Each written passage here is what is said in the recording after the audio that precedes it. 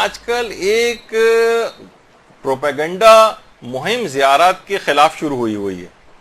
زیارات جو پڑھی جاتی ہیں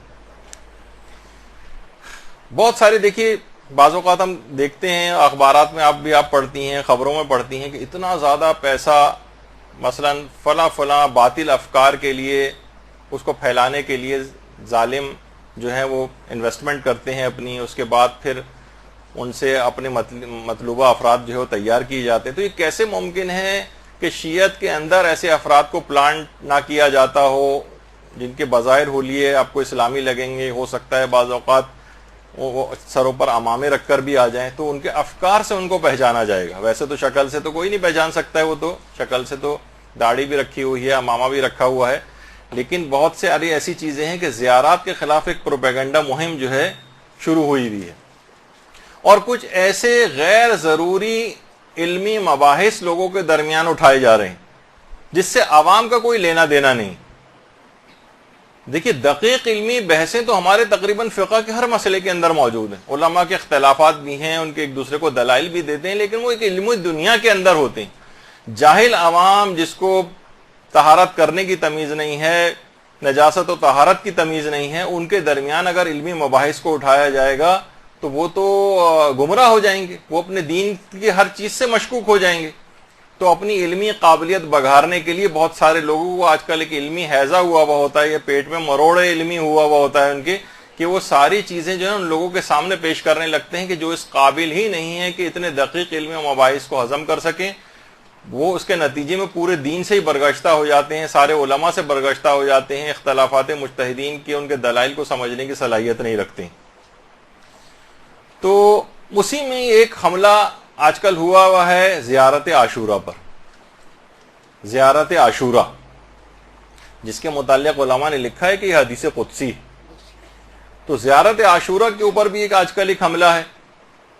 اور ایسے افراد کے جن کے دلوں میں دشمنان اہل بیت کے لیے کچھ سافٹ کارنر پایا جاتا ہے، یا جو پلانٹ کیے گئے ہیں شیعت کے اندر، ان کی طبع نازک پر اس زیارت عاشورہ میں دشمنان اہل بیت پر جو لعن ہے وہ بہت بار اور شاخ گزرنے لگی کہ کیوں ان کے اوپر لعن کی جاتی. تو دیکھیے جیسے کہ ابھی آپ سے کہا کہ حدیث قدسی شمار کی ہے اس کو علماء نے. دیکھیے ویسے تو زیارت عاشورہ عاشور کے روز پڑھنے کی زیارت ہے، لیکن دن و رات میں علماء نے لکھا ہے کہ دن و رات میں کسی بھی وقت اس زیارت کو پڑھا جا سکتا ہے، کیونکہ انتہائی مجرب ہے خاص طور پر حاجات وغیرہ کی قبولیت کے لیے. اور باقاعدہ آیت اللہ بہجت سے منسوب ایک ان کا ایک خواب ہے جس کو باقاعدہ طور پر میں نے کسی کتاب وغیرہ کے اندر تو نہیں دیکھا ہے، لیکن ان سے ایک بہت شہرت دی جاتی ہے کہ انہوں نے اپنے استاد آیت اللہ علی آقا قاضی کو خواب میں دیکھا تھا. تو پوچھا تھا کہ کیا کوئی آپ کے دل میں ایسی حسرت ہے کہ میں دنیا میں واپس اگر آ جاؤں تو کون سا کام میں ایسا ہو کہ جو روزانہ انجام دوں جس کو؟ تو انہوں نے کہا ہاں ایک حسرت ہے، کاش میں اس دنیا میں آ کر روزانہ زیارت عاشورہ پڑھا کرتا. ضرور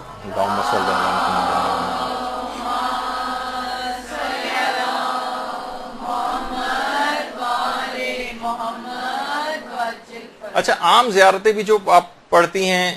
اس کے اندر ایک بات اس کے اندر اور بیان کر دی جائے، وہ یہ ہے کہ اس کے بعد اکثر لوگ پوچھتے ہیں کہ نماز زیارت. دیکھیے زیارت الگ ہے، نماز زیارت الگ ہے. زیارت پڑھ لیں تب بھی نماز زیارت پڑھنا لازمی نہیں ہے، البتہ بہتر ہے. تو نماز زیارت لوگ پوچھتے ہیں کب پڑھی جائے. آیت اللہ وحید خراسانی فرماتے ہیں کہ بعض روایات میں زیارت سے پہلے نماز کا ذکر ہے، اور بعض روایات میں نماز کا ذکر زیارت کے بعد ہے. البتہ جس طرح سے بھی چاہیں پڑھ سکتے ہیں، اولا یہ ہے کہ پہلے بھی پڑھ لیں اور 2 رکعت نماز اس کے بعد بھی پڑھ لیں، یہ زیادہ بہتر. البتہ کچھ علماء نے اس کے اندر یہ بھی کہا ہے کہ اگر براہ راست آپ قبر امام کی زیارت کے لیے جا رہے ہیں تو وہاں پر حکم یہ ہے کہ پہلے نماز پڑھیں اور پھر زیارت کے لیے جائیں. اور اگر آپ دور سے زیارت پڑھ رہے ہیں تو اس وقت پہلے زیارت پڑھیں اور اس کے بعد پھر 2 رکعت نماز پڑھیں. یعنی دونوں میں ایک فرق ہو جائے گا. قریب سے زیارت کا مسئلہ تھوڑا سا الگ ہوگا، اور دور سے زیارت پڑھیں تو نماز کس وقت پڑھی جائے گی؟ اور البتہ آغا وحید خراسانی نے کہا کہ اول اور آخر دونوں میں پڑھ لیں تو زیادہ بہتر ہے۔ اسی میں ضمنی طور پر ایک مسئلہ ابھی بیان کر دیا جائے کیونکہ زیارت کی بات بیان ہو رہی ہے، وہ ہے غسل زیارت کا مسئلہ۔ غسل زیارت، خواہ آپ زیارت کریں قبر کی جا کر یا دور سے زیارت پڑھ رہے ہوں، آغا سیستانی ایک چیز فرماتے ہیں کہ تمام معصومین کی زیارت، خواہ آپ قریب سے زیارت کر رہے ہوں قبر کی، خواہ دور سے زیارت کر رہے ہوں، اس کا غسل جو ہے ثابت نہیں ہے، آغا سیستانی کے فتوے میں ثابت نہیں ہے۔ البتہ رجائے مطلوبیت کی نیت سے امید ثواب میں غسل کر سکتے ہیں زیارت کا، اور اس لحاظ سے یہ معتبر کیونکہ غسل نہیں ہے، لہٰذا نمازوں کے لیے اگر آپ کو وضو کرنا لازمی ہو جائے گا۔ اگر آپ نے یہ غسل کیا بھی ہے غسل زیارت تو یہ نمازوں کے لیے کافی نہیں ہوگا، جس طریقے سے غسل جمعہ نمازوں کے لیے آغا سیستانی اور آیت اللہ خوئی وغیرہ کے فتوے میں کافی ہو جاتا ہے۔ رہبر معظم اور امام خمینی کے نزدیک تو ہر مستحب غسل اور واجب میں بھی سوائے جنابت کے علاوہ دیگر جو واجب غسل ہیں ان میں بھی خاص طور پر رہبر معظم کا جو فتویٰ ہے ان کے لحاظ سے تو ہر غسل جنابت کے علاوہ ہر غسل کے بعد جو ہے وہ وضو کی ضرورت پیش آتی ہے۔ تو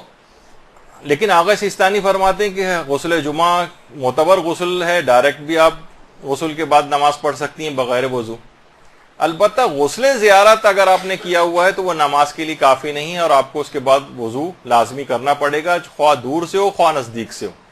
مرحوم آیت اللہ خوئی کا پہلے یہ نظریہ تھا کہ خواہ دور سے آپ زیارت پڑھ رہے ہوں چاہے قریب سے قبر کی زیارت کر رہے ہوں، دونوں صورتوں میں غسل وضو کے لیے کافی ہے۔ لیکن انتقال سے کچھ عرصے پہلے آغا خوئی نے اپنے فتوے کو بدل دیا تھا کہ قریب سے تو غسل زیارت کر رہے ہوں تو غسل کافی ہے، لیکن اگر کوئی شخص دور سے زیارت پڑھ رہا ہے تو اس کا جو غسل کرے گا وہ نماز کے لیے کافی نہیں ہوگا، اس وضو کے لیے کافی نہیں ہوگا اور اس کے لیے وضو کرنا لازمی ہوگا۔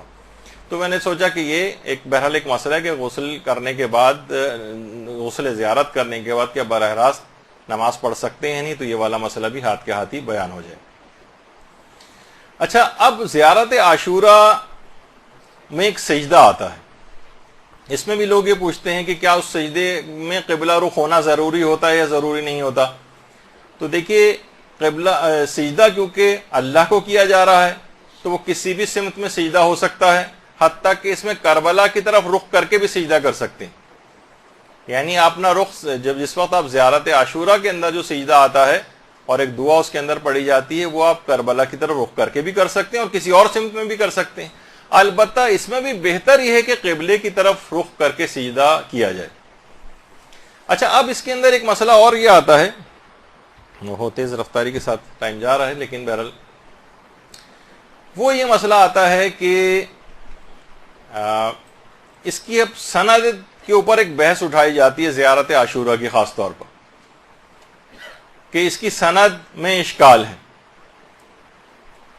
اور دیکھیے، سب سے پہلی بات تو وہی کہ یہ دقیق علمی مباحث عوام کے لیے نہیں، اس سے پورا دین مشکوک ہو جاتا ہے۔ اور اس کی مثال علماء یہ بیان کرتے ہیں کہ مثلا ایک عام مریض ہو، اس کے سامنے آپ بہت سارے اسپیشلسٹوں کے پرسکرپشنز لا کے رکھ دیں اور کہیں کہ تم خود تحقیق کرو اور دیکھو کہ ان میں کس کا پرسکرپشن صحیح ہے، تو آپ کے خیال میں کتنے مریض ایسے ہوں گے کہ جو یہ تحقیق کر کے بتا سکیں گے آپ کو، یہ علمی لحاظ سے اتنے مضبوط ہوں گے کس ڈاکٹر نے، کس اسپیشلسٹ نے کون سا پرسکرپشن صحیح لکھا ہے؟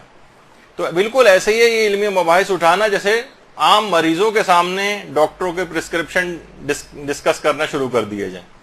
ایک چیستہ بن جائے گا ان کے لیے، کسی کو کوئی چیز حل نہیں ہوگی بلکہ ان کا دل چاہے گا کہ ان میں سے کسی کی بھی بات پہ بھی عمل نہ کیا جائے۔ یہی ہوتا ہے لوگوں کے ساتھ، یہاں کے لوگ بہت زیادہ جہاں پر جہالت ہوتی ہے وہاں علمی مباحث اٹھانے کا یہ والا نتیجہ ہوتا ہے۔ اور بہت سارے افراد آج کل انٹرنیٹ کے اوپر مجتہدین بننے کا شوق بھی لوگوں کے سر پر سوار ہوا ہے، تو اپنی قابلیت کا سکہ جمانے کے لیے ہر کچھ عرصے کے بعد کوئی نئی تحقیق کے طور پر اس طرح کی چیزوں کو پیش کرنے لگتے ہیں، تو اس سے بہت زیادہ نقصان دیکھا گیا ہے۔ اس قسم کے علمی بحثوں کا لوگوں کے اندر کوئی بھی فائدہ نہیں ہوتا، اس میں بجائے کہ ہم اس کی دقت کے اندر جائیں اور آپ لوگوں کو بھی پریشان ہو جائیں کہ اس کی سند کے اندر جو بھی علماء کے مباحثے ہیں وہ نقل کرنے، اس سے کہیں بہتر ہے کہ اس سلسلے میں علماء کے فتاوے جو ہیں وہ آپ کے سامنے پیش کیے جائیں۔ آیت اللہ وحید خراسانی فرماتے ہیں یہ صرف اس وجہ سے تاکہ کہیں آپ کو بھائی باپ شوہر یا اس طرح کے افراد جو باہر جاتے ہیں انٹرنیٹ پہ بیٹھتے ہیں، آج کل اس قسم کی مباحث اٹھنے لگتے ہیں تاکہ آپ کے سامنے چیزیں رہے اور آپ ان کو دکھا سکیں گے، نہیں ایسی بات نہیں۔ اس میں آقا وحید خراسانی نے فرمایا کہ زیارت عاشورہ فقہا کے نزدیک مسلمات میں سے ہے اور معتبر ہے اور احتیاج بسند نہ دارد، اس میں کسی سند کی کوئی ضرورت ہی نہیں، اتنی مسلم الثبوت یہ چیزیں ہیں۔ اور خود آغا سیستانی نے بھی بارہا اپنے جو استفتاحات ہیں اس کے اندر یہ بات لکھی ہے کہ زیارات اور دعاؤں وغیرہ کے لیے اصلاً اس میں سند کی کوئی ضرورت ہی نہیں، ان کی جو سند ہے ان کے بلند پایا مضامین ہیں جو ان زیارات اور ان دعاؤں کے اندر پائے جاتے ہیں۔ تو اس لحاظ سے زیارت عاشورہ آیت اللہ وحید خراسانی کے نزدیک بھی مسلمات اور معتبر ہے۔ اور آیت اللہ شبیری زنجانی انہوں نے بھی باقاعدہ اپنے ایک تفصیلی استفتاء کے اندر اس کو جو ہے معتبر قرار دیا ہے۔ اب اتنا وقت نہیں کہ ان تمام چیزوں کو پیش کیا جائے۔ اسی طریقے سے زیارات معتبرہ میں آیت اللہ شیخ جواد تبریزی نے بھی زیارت عاشورہ کو بھی اور زیارت امین اللہ کو بھی جو ہے وہ معتبر قرار دیا ہے۔ اسی طریقے سے آیت اللہ صادق روحانی انہوں نے کہا کہ جی ہاں یہ سند کے اعتبار سے بھی روایت یہ زیارت عاشورہ مستند ہے اور متن کے اعتبار سے بھی ہے۔ اور انہوں نے اس فتوے کے اندر ایک بات خود ایک بڑی عجیب لکھی ہے، عام طور پر مراجع یہ لکھتے نہیں ہیں، لیکن کہا ہے کہ الحمدللہ میں اس زیارت عاشورہ کو 50 سال سے اس کو روزانہ پڑھتا ہوں اور پروردگار عالم سے دعا کرتا ہوں کہ مجھے مرتے دم تک اس کی توفیق عطا فرمائے رکھے۔ باقاعدہ اپنے استفتاء کے اندر انہوں نے یہ بات جو ہے وہ لکھی آیت اللہ صادق روحانی نے۔ اسی طریقے سے آیت اللہ شاہرودی نے بھی لکھا ہے کہ زیارت عاشورہ قطعی السند ہے، قطعی ہے، اس کی صحت بالکل صحیح ہے اور اس میں کوئی شک نہیں ہے۔ جو اس کا منکر ہے وہ غال بھی ہے اور مضل بھی ہے، یعنی خود بھی گمراہ ہے اور دوسروں کو بھی گمراہ کر رہا ہے اگر اس سلسلے میں کسی کو کوئی شک میں ڈالتا ہے۔ تو یہ دیکھیے تمام چیزیں ایسی ہیں۔ اور آیت اللہ ناصر مکارم شیرازی کا باقاعدہ ایک استفتاء بھی ہے جس کا اردو ترجمہ، انہوں نے 2 چیزیں سوال پوچھے گئے تھے ان سے، ایک تو زیارت جامع کبیر کے سلسلے میں اور ایک زیارت عاشورہ کے۔ تو پہلے سوال کا جواب زیارت عاشورہ کے سلسلے میں انہوں نے یہ دیا ہے کہ زیارت عاشورہ معتبر ترین زیارت ہے، اس کی فضیلت میں کہہ دینا کافی ہے کہ دوسری زیارتوں کے برخلاف جو کہ ائمہ معصومین سے نقل ہوئی ہیں، زیارت حدیث قدسی ہے، یعنی ائمہ نے اس کو رسول سے اور انہوں نے جبریل سے نقل کیا ہے۔ اور روایت میں بیان ہوا ہے کہ اے صفوان جب بھی تمہیں کوئی حاجت پیش آئے تو تم جس جگہ بھی ہو اس زیارت کو بجا لاؤ اور اپنی حاجت کو طلب کرو، خدا کی طرف سے ضرور پوری ہوگی اور خدا نے اپنے رسول سے جو وعدہ کیا ہے وہ اس وعدے کو ضرور پورا کرے گا۔ اور اس کے بعد زیارت جامع کبیر کے متعلق دوسرا سوال ہے، انہوں نے کہا یہ زیارت سند کے لحاظ سے صحیح ترین زیارت ہے۔ تو زیارت جامع کبیر والا بھی مسئلہ اس سے جو ہے وہ حل ہو جاتا ہے۔ تو زیارت عاشورہ کی اس لحاظ سے سند کے اوپر جو لوگوں نے اعتراض کیا، میں صرف ایک اس کا جواب دوں گا۔ البتہ اول تو دیکھا جائے تو سند کے اعتبار سے تو ابھی فتاوے بیان ہو گئے، وہ کافی ہیں، کسی بھی بحث میں نہ جائیں، صرف لوگوں کو فتاوے دکھائیں کہ دیکھیے یہ فتویٰ آپ کے سامنے ہے، اس میں کسی بھی اس کی ضرورت نہیں ہے بحث میں جانے کی۔ البتہ متن کے اوپر بھی اعتراض کیے گئے۔ متن میں ایک اعتراض یہ ہے کہ جو اس میں لعنت کی گئی ہے، تو لعنت یہ رسول اللہ اور ائمہ معصومین ان سے بہت بعید ہے کہ اس قسم کے الفاظ یہ لوگ استعمال کریں۔ اور کیا معصومین نے کبھی کسی کے اوپر اس انداز سے لعنت کی ہے؟ تو دیکھیے علماء نے بیان کیا کہ آپ قرآن اگر آپ پڑھیں تو کتنی جگہوں کے اوپر پروردگار عالم نے خود لوگوں پر لعنت کی۔ اور باقاعدہ آیت اللہ میلانی سے جب ایک سوال یہ والا پوچھا گیا کہ خاص قسم کے جو دشمنان اہل بیت گزرے ہیں کیا ان پر کبھی رسول اللہ نے لعنت کی ہے، تو انہوں نے کہا جی ہاں، رسول اللہ نے جب اسامہ کے لشکر جو جا رہا تھا، جیش اسامہ، کہا تھا جو بھی اس سے تخلف کرے گا اس لشکر کے ساتھ نہیں جائے گا اس پر لعنت ہے۔ تو اور وہ افراد خاص دشمنان اہل بیت وہ اس لشکر کے ساتھ نہیں گئے تھے اور اس لحاظ سے وہ رسول اللہ کی اس لعنت کے اندر شامل ہو گئے تھے۔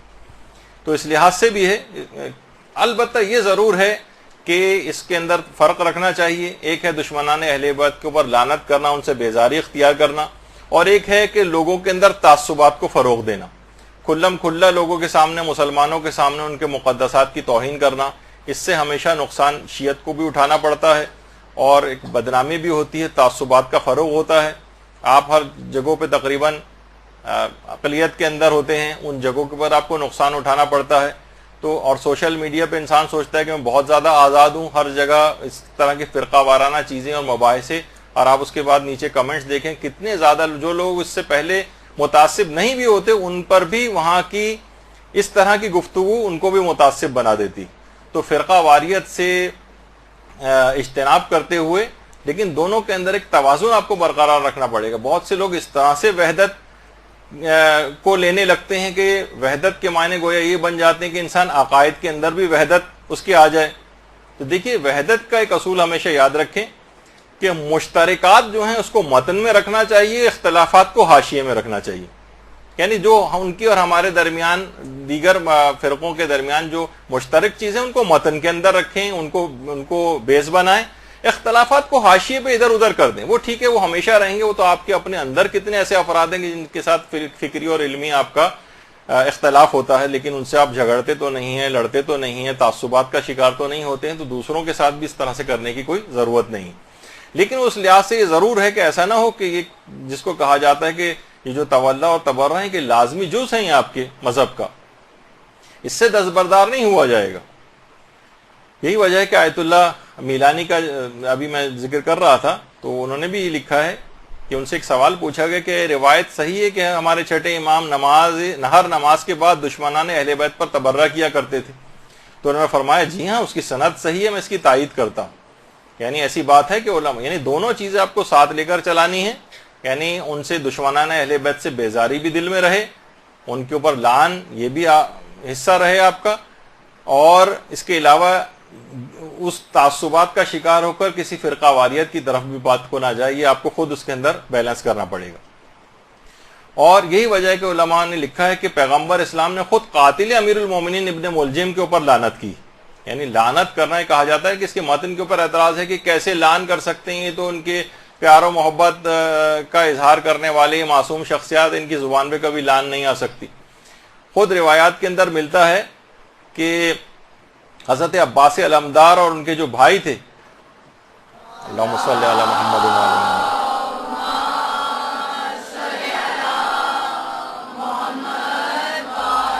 محمد، شمر جو ہے ان کے لیے ایک امان نامہ لے کر آیا تھا باقاعدہ. اچھا دیکھیے، لوگ کہتے ہیں کہ دیکھیے وہ اپنے خاندان کے اعتبار سے ان کا دور پرے کی رشتہ داری ہوتی تھی، اس وجہ سے وہ امان نامہ لے کر آیا تھا. یہ اس طرح سے آج ہوتا ہے نا کہ مخالف کیمپ کے لوگوں کو توڑا جائے، انسینٹیوز دے کے ان کے لشکر میں پھوٹ ڈالی جائے تو ہمارے ساتھ مل جاؤ تو جان بخشی ہو جائے گی، تاکہ تتر بتر ہو جائے لشکر. وہ کسی محبت کی وجہ سے نہیں تھا، نہ کسی قبیلے کی وجہ سے تھا، بلکہ لشکر امام کو توڑنے کی ایک سازش تھی. تو انہوں نے نہ صرف یہ کہ اس کی پیشکش کو بالکل ٹھکرا دیا تھا حضرت عباس علمدار ان کے بھائیوں نے، اور کہا کہ تیرے ہاتھ ٹوٹ جائیں اور تیرے اس امان نامے پر بھی لعنت ہو. یعنی یہ جو لفظ ہے یہ دشمنان اہل بیت کے لیے عام طور پر زبان معصومین کے اندر بھی رائج رہا ہے، اور حضرت عباس کے متعلق بھی ملتا ہے کہ انہوں نے اس انداز سے لعن کی تھی. اور یہی وجہ ہے کہ جو تولا اور تبرہ کہا جاتا ہے یہ مومن کے دو بالوں پر ہیں جس سے مومن جو ہے پرواز کرتا ہے. اور روایات میں یہ بات بھی آئی ہے بہار میں کہ جو شخص بھی تولا کو قبول کرتا ہے لیکن تبرہ کو قبول نہیں کرتا، اس کی مثال اس شخص کی سی ہے جس کی ایک آنکھ ہو، کانا، ایک آنکھ سے نابینا، یعنی اس کی کامل نہیں ہے یہ شخص. اور ایک روایت کے اندر بہار میں یہ بھی آیا کہ جو تولا مانتا ہے اور تبرہ نہیں مانتا ہے وہ جھوٹا ہے، اسے جھوٹا قرار دیا گیا ہے. یہی وجہ ہے کہ ہمارے کتنے علماء ایسے گزرے ہیں جیسے کہ آیت اللہ کوہستانی، یہ فرماتے تھے کہ تبرہ جو ہے تولا سے بھی بالا تر، اور اس کا خود ثواب تولا سے بھی زیادہ ہے. اور فرماتے تھے روایات اس پر شاہد ہیں، ہم نے اپنی طرف سے ویسے ہی نظریہ نہیں رکھا ہے، لیکن بہت سارے علماء اس کے قائل رہے. اسی طریقے سے آیت اللہ بہجت کے متعلق تو یہ بات مشہور ہے کہ آیت اللہ بہجت ہمیشہ اپنی نمازوں کا جو رکوع ہوتا تھا اس میں قاتل امیر المومنین پر لعنت کرتے تھے، اپنی واجب نمازوں کے رکوع میں. وہ اس کی تفصیل ہم بیان کر چکے ہیں کہ نام لینے سے فقط جو ہے وہ یا کسی خاص شخص کا تذکرہ کرنے سے نماز باطل نہیں ہوتی، وہ خاص طور پر گواہی دینے سے یا جز سمجھتے ہوئے اس انداز سے گواہی اگر دی جائے تو اس سے نماز پہ فرق پڑتا ہے، جو کہ ہم شہادت ثالثہ کے سلسلے میں جو ہے اپنی بحث کے اندر تذکرہ کیا تھا۔ تو آیت اللہ بہجت کا طریقہ کار یہ تھا کہ خود نمازوں کے اندر لعن کیا کرتے تھے قاتل امیر المومنین پر۔ اور عین الحیات جو علامہ مجلسی کی کتاب ہے، اس میں روایت ہے کہ چھٹے امام باقاعدہ ہر نماز کے بعد مصلی پر اس وقت تک اٹھتے ہی نہیں تھے جب تک کہ نام لے کر 8 دشمنان اہل بیت کے اوپر لعنت نہیں کر دیتے تھے۔ لعنت کرتے تھے 8 دشمنان اہل بیت پر۔ تو باقاعدہ روایت کے اندر ہے بھی، شاید القطرہ جو کتاب ہے اس کے اندر ہے، لیکن میں نے صرف حوالے کے طور پر اس کو دیکھا ہے، خود کتاب کے اندر نہیں دیکھا ہے، کہ چوتھے امام سے باقاعدہ کسی نے پوچھا کہ مولا درود بھیجیے محمد علیہ وسلم،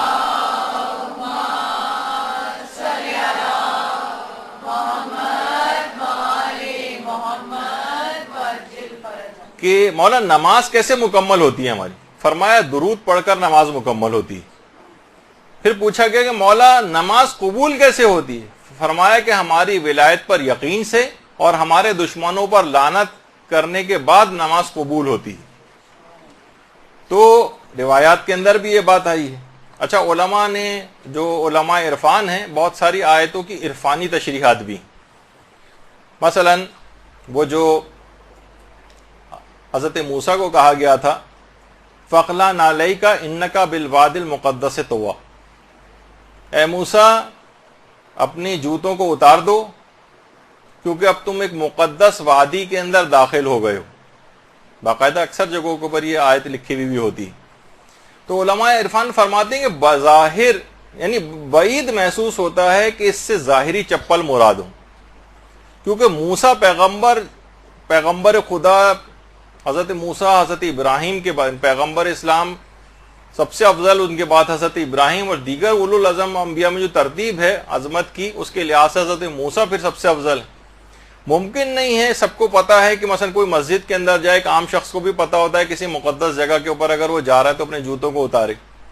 تو علماء عرفان نے لکھا ہے کہ یہاں پر جوتے بظاہر مراد نہیں ہے، بعید محسوس ہوتا ہے کہ اتنا جلیل القدر نبی، اس کو یہ فقہی مسئلہ گویا بتایا جائے کہ تم اپنے جوتوں کو یہاں پر اتارو۔ تو اس سے مراد یہ تھی، نالین سے مراد یہ ہے کہ کوئی جتنی بھی پست اور حقیر چیزیں اس سے مراد ہے کہ موسیٰ خدا کے پاس آنے کے لیے، اس کا قرب حاصل کرنے کے لیے پست اور کمتر چیزوں سے تمہیں دوری اختیار کرنا ہے، جس کے اندر ایک پیغام بھی تھا۔ یہاں فقط چپل اس لحاظ سے مراد نہیں تھی۔ یہی وجہ ہے کہ آیت اللہ بہجت جو تھے وہ لعن کو تخلیہ کہا کرتے تھے اور درود کو تہلیہ کہا کرتے تھے۔ کہتے تھے لعن تخلیہ ہے، کہتے تھے پہلے جتنی بھی گند بلا جتنا بھی ہے گھر میں جھاڑو دے کر اس کو صاف کرو، اس کے بعد پھر مہمان کو طلب کرو اپنے گھر میں۔ تو کہتے تھے لعن کے معنی یہ ہے کہ تمام دشمنان اہل بیت پر بیزاری اختیار کر کے ان کو اپنے قلب سے دور کر دو تاکہ وہ جگہ پاک و پاکیزہ ہو جائے، اس کے بعد پھر درود پڑھ کر، وہ تہلیہ ہے، پھر اس جگہ پر اس مہمان کو طلب کرو، یعنی رحمت خداوندی وغیرہ وہ پھر اس جگہ کے اوپر آئے گی۔ اللہم صلی علی محمد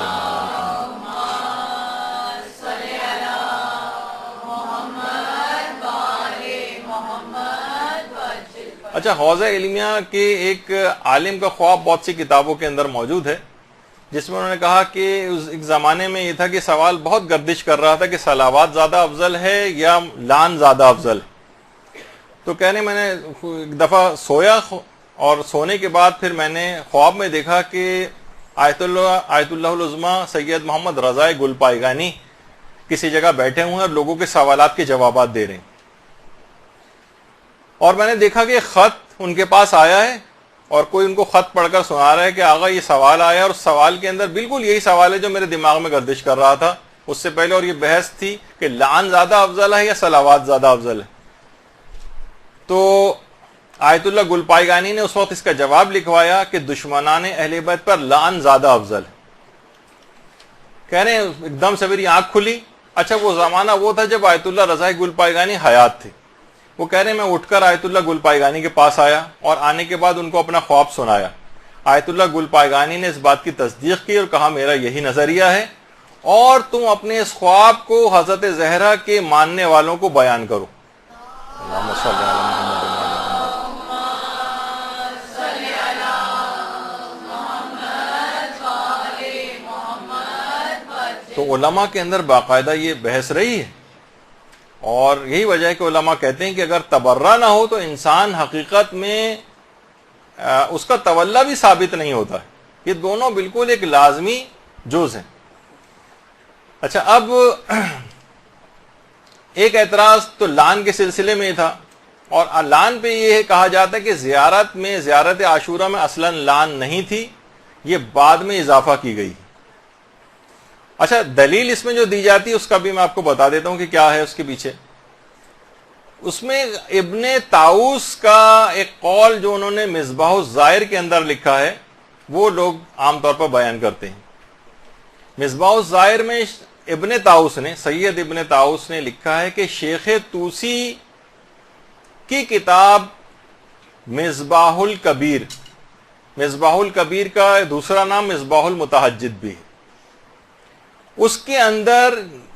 میرے پاس جو نسخہ ہے اس میں لان اور سلام جہاں پر یہ لان آئی ہے وہاں پر یہ جملے نہیں لکھے ہوئے، یعنی شیخ طوسی کی مصباح الکبیر میں۔ اچھا، شیخ طوسی کی دو کتابیں ہیں، ایک مصباح الکبیر ہے جو کہ مفصل ہے، یعنی جس کا نام مصباح المتہجد ہے، آج کل اس کے نام سے زیادہ وہ ہے یہ معروف، اور دوسری ہے مصباح الصغیر۔ مصباح الصغیر اسی کی تلخیص اور خلاصہ ہے مصباح الکبیر کا۔ مصباح الکبیر کافی تفصیلی ہے، اس کو خلاصہ کر کے مصباح الصغیر بھی انہوں نے لکھی ہے شیخ طوسی نے۔ وہ کہہ رہے ہیں کہ مصباح الکبیر جو میرے پاس ہے اس کے اندر لان کے جملے نہیں ہیں، البتہ مصباح الصغیر کے اندر یہ جملے لکھے ہوئے ہیں۔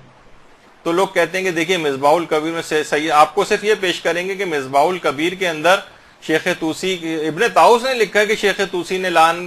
نہیں لکھی ہے، اس کا مطلب ہے کہ لان کا اضافہ بعد میں کیا گیا، اصل روایت کے اندر لان نہیں تھی۔ یہ کچھ چیزیں پیش کی جاتی ہیں۔ اچھا، اب دیکھیے کہ آج بھی جو قدیم مصباح الکبیر کے، مصباح المتہجد کے جو قلمی نسخے لائبریریوں کے اندر ہیں اس کے اندر بھی لان موجود ہے۔ تو اب ظاہر ہے، لیکن ابن طاؤس بھی ایک ثقہ عالم دین ہے، اس کا مطلب یہ تھا کہ ابن طاؤس کے پاس جو مصباح الکبیر تھی، جو نسخہ تھا وہ کامل نہیں تھا، یعنی اس میں یا تو کچھ صفحات الگ ہو گئے تھے یا وہ صفحات نکال دیے گئے تھے اس میں سے، یعنی ان کے پاس وہ نسخہ مکمل نہیں تھا۔ دیکھیے اس زمانے میں چھاپے خانے تو ہوتے نہیں تھے، قلمی نسخوں والی کتابیں ہوتی تھیں، تو اور یہ علماء فرماتے ہیں کہ بہت بعید ہے، ممکن نہیں کہ مفصل کتاب میں تو لان نہ لکھیں اور جو خلاصہ کر کے مختصر کتاب لکھی ہے اس میں اضافہ کر دیں۔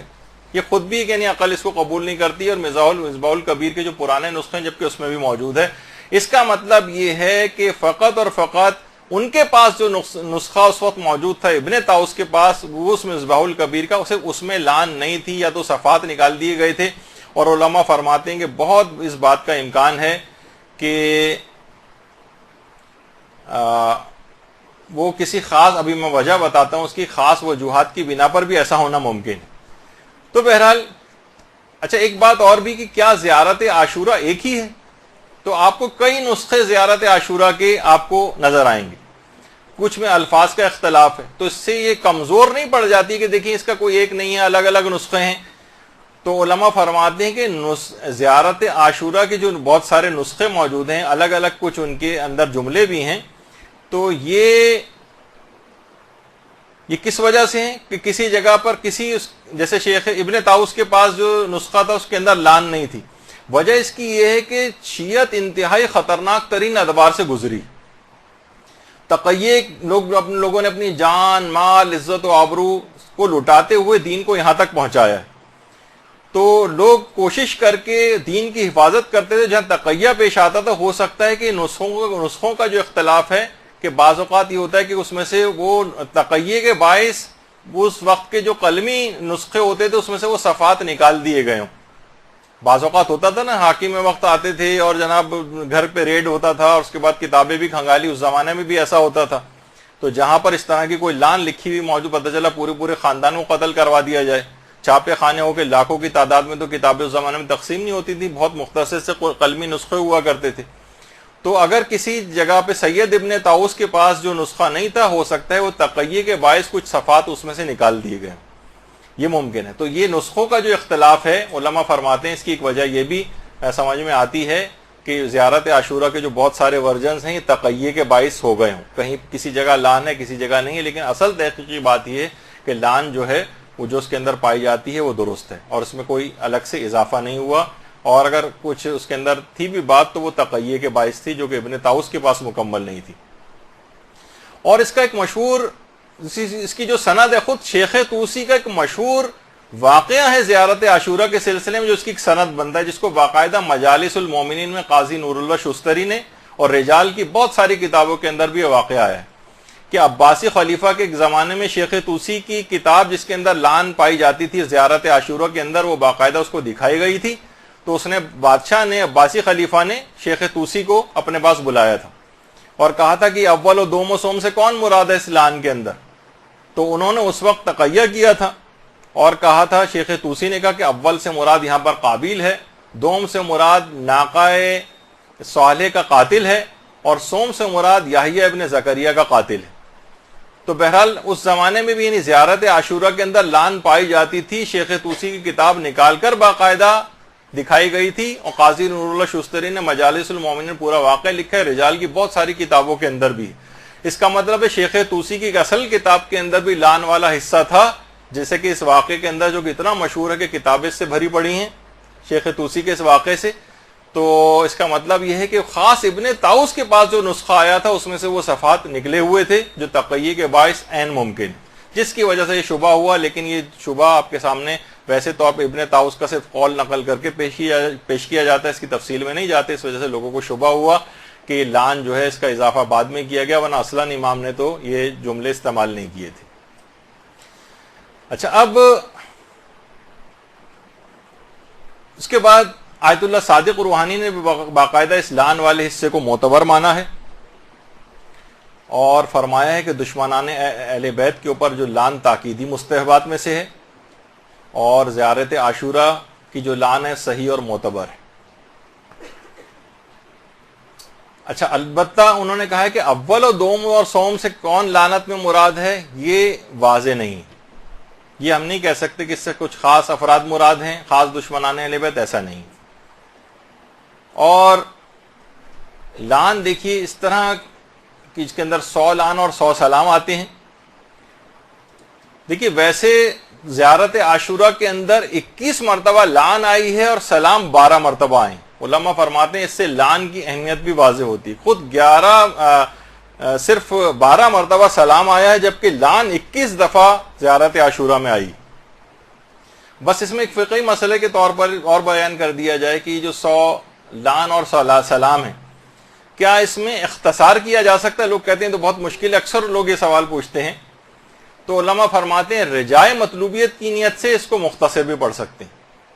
اختصار بھی کر سکتے ہیں. البتہ ایک طریقہ ہمارے امام علی نقی علیہ الصلوۃ والسلام نے بتایا.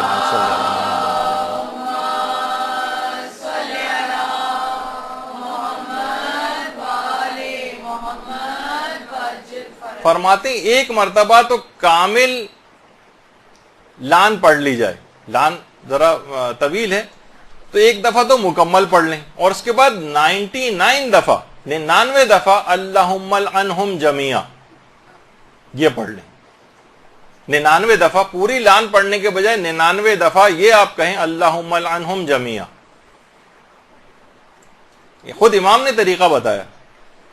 اور ایک مرتبہ پورا کامل سلام پڑھ لیں، اور اس کے بعد 99 بار پورا سلام پڑھنے کے بجائے یہ کہیں السلام علی الحسین وعلی علی ابن الحسین وعلی اولاد الحسین وعلی اصحاب الحسین. اللہم صلی محمد.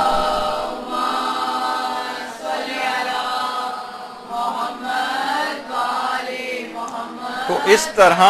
پورے 100 لان اور 100 سلام کا ثواب مل جائے گا.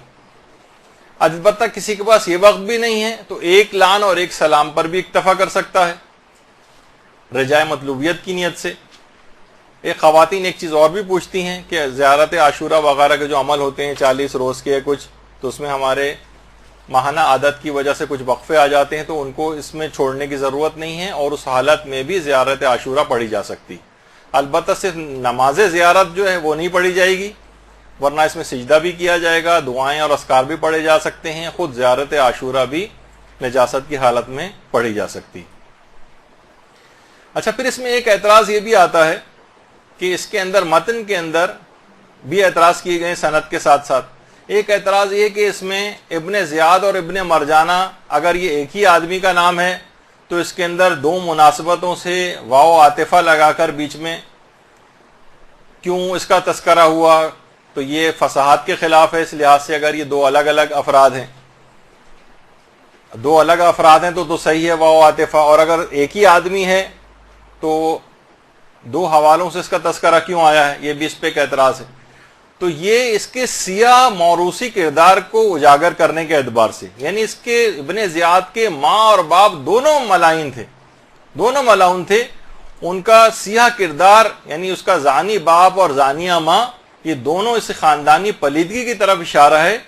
کہ ابن زیاد اپنے اس لعنتی کردار میں اس کے ماں اور باپ دونوں اس کے شریک ہیں، اور اس میں کوئی تضاد والی بات نہیں ہے، اور نہ ہی یہ کسی فصاحت وغیرہ کے خلاف ہے، اور اس میں تاکہ اس لعن کے اندر اس کے ماں اور باپ دونوں شریک ہو جائیں، اس وجہ سے اس کو الگ سے واو عاطفہ لگا کر اپنی اس کی ماں کا ریفرنس بھی دیا گیا ہے اس لعنت کے اندر، اس کے باپ کا بھی ریفرنس دیا گیا تاکہ وہ بھی اس لعنت میں شریک ہو جائیں۔ پھر اس کے اندر